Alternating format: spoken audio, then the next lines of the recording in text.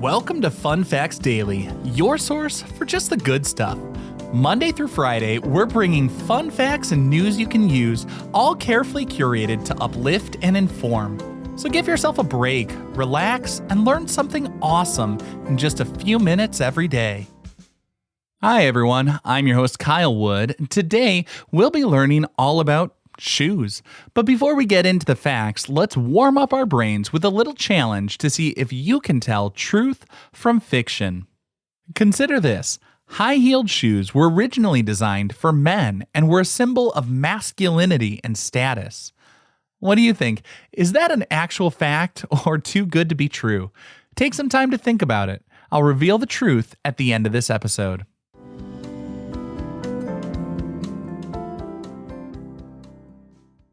Now for our word of the day. Today's word of the day is aglet.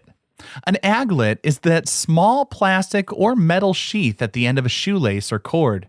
Its primary purpose is to prevent the fibers of the lace or cord from unraveling, and it also makes it easier to hold the lace and feed it through eyelets or other openings.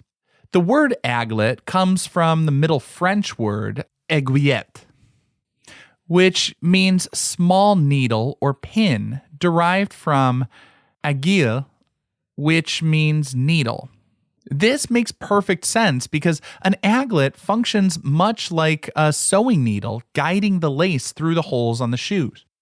While today most aglets are simple plastic tips, historically they were sometimes made of metal and could be quite elaborate and ornamental.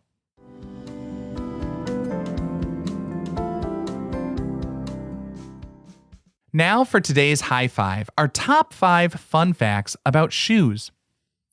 Number 1, the oldest known leather shoe is over 5,500 years old, discovered remarkably preserved in a cave in Armenia.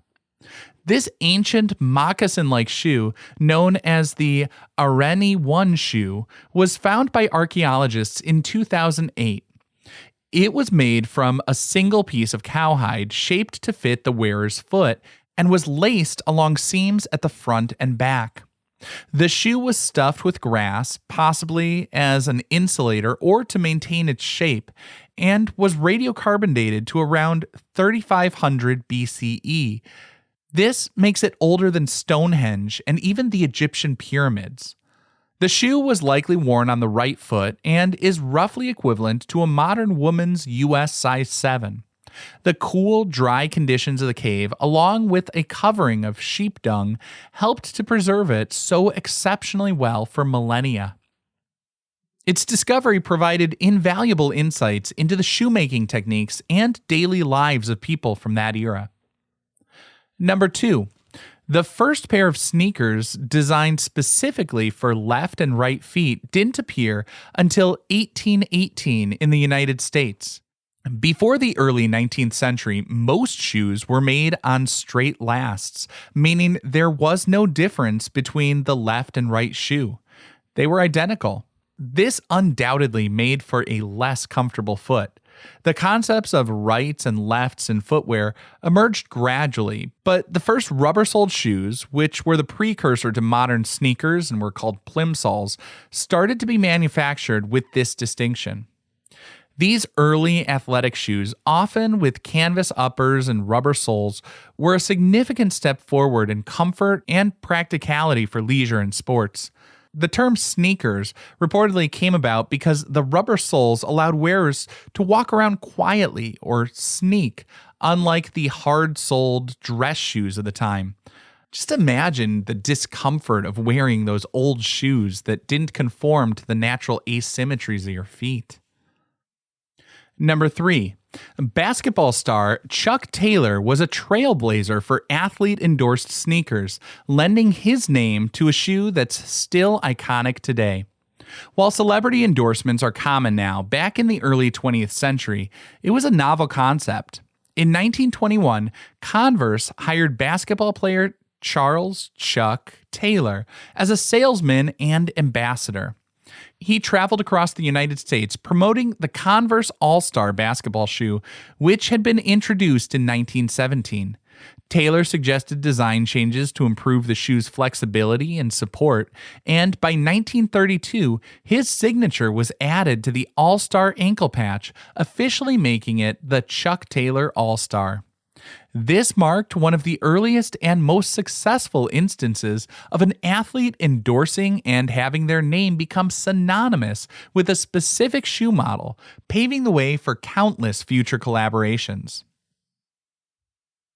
Number 4. Nike owes a significant part of its early success and iconic sole design to a common kitchen appliance, a waffle iron.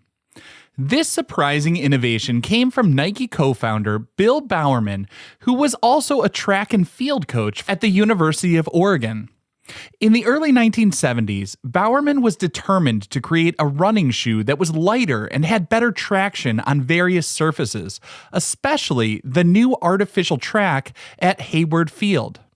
The eureka moment reportedly struck him at breakfast with his wife in 1971 as he stared at their family waffle iron. He realized the waffle pattern could create a lightweight sole with excellent grip. Bowerman famously commandeered the waffle iron and poured urethane into it, initially ruining the appliance, but eventually succeeding in creating a prototype for the waffle sole. This innovative design, patented in 1974, featured raised nubs that provided traction without the need for traditional heavy spikes.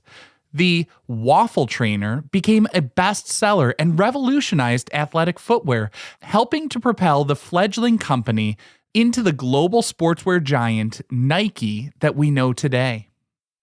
And our fifth and final fun fact for today, the Netherlands is home to the largest collection of shoes in the world with over 25,000 pairs. The International Shoe Museum in Waalwijk, Netherlands, boasts an incredible collection showcasing footwear from all corners of the globe and across different historical periods. The museum highlights the evolution of shoe design, materials, and cultural significance.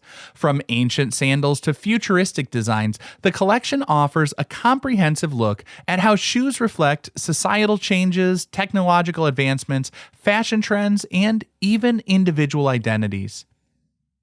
It's a testament to the fact that shoes are more than just practical items. They're artifacts of human history and creativity.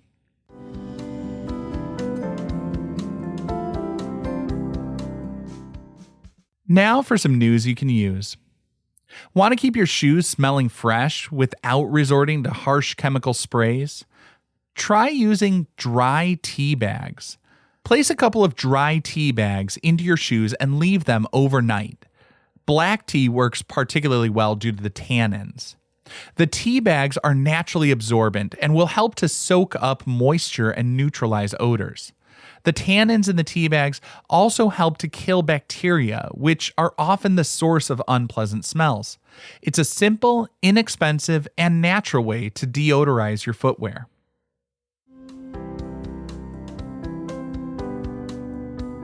Now for the moment you've been waiting for. Earlier, I asked you to consider whether it's true that high-heeled shoes were originally designed for men. Well, if you thought that sounded a little off, I got news for you. That's a fact. Historically, heels were not about fashion or gender as we see them today, but about practicality and a bit of status. In the 10th century, Persian cavalrymen wore heels to help secure their feet in stirrups, allowing them to stand up and shoot their bows and arrows more effectively while on horseback. This association with horsemanship and warfare gave heels a masculine, powerful connotation.